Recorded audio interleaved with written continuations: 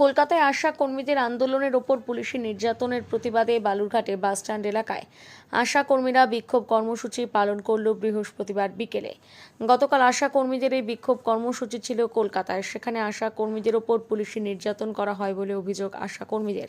পাশাপাশি কর্মসূচিতে যে সমস্ত আশা কর্মীরা যেতে চেয়েছিলেন তাদেরকেও বিভিন্নভাবে আটকে দেওয়ার চেষ্টা করা হয়েছে পুলিশের তরফ থেকে, এমনটাই অভিযোগ আশা কর্মীদের।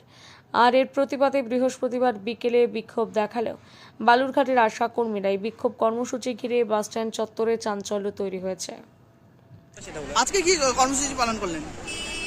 আপনারা দেখেছেন গত কাল স্বাস্থ্য ভবনে আমাদের যে অভিযান ছিল, গত পরশুদিন থেকে শুরু করে আমাদের যেভাবে পুলিশি হয়রানি সামনাসামনি করতে হয়েছে, বিভিন্ন জায়গায় যেভাবে পুলিশ লেলিয়ে দিয়ে আমাদের উঠতে দেওয়া হয়নি, ট্রেনে উঠতে দেওয়া হয়নি থেকে শুরু করে আমাদের ব্যাগ সার্চ করা হয়েছে, অনেক রকম আমরা পুলিশি হয়রানির শিকার হয়েছি।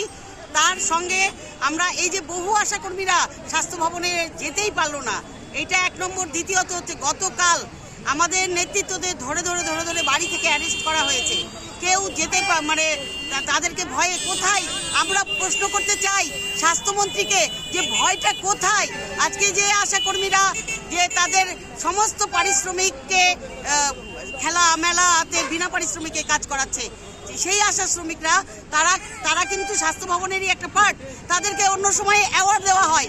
কিন্তু আমরা কালকে অত্যন্ত উদ্বেগের সঙ্গে দেখলাম এই আশাকর্মীদের জন্য বিশাল বিশাল লোহার ব্যারিকেড, বিশাল বিশাল কোথায় তারা আতঙ্কিত হয়েছে। আমাদের ইউনিয়নের একতাবদ্ধকে তারা আমাদের নেতৃত্বদের ধরে ধরে রেখে দিয়েছে পুলিশের ঘেরাটোপের মধ্যে, আসতে দেয়নি আন্দোলনে। এত সত্ত্বেও গতকাল এত পুলিশি হয়রানির মধ্যেও আমাদের এই স্বাস্থ্য ভবন অভিযান সফল হয়েছে। এবং আমরা আরও বলতে চাই, গতকাল এবং গত পরশু দিনের এই যে পুলিশি হয়রানি, আমরা মনে করি না যে এটা শুধু শুধু পুলিশরা করেছে। আমরা মনে করি এখানে মুখ্যমন্ত্রী এবং এখানে স্বাস্থ্যমন্ত্রীর যথেষ্ট রকম প্ররোচনা ছিল।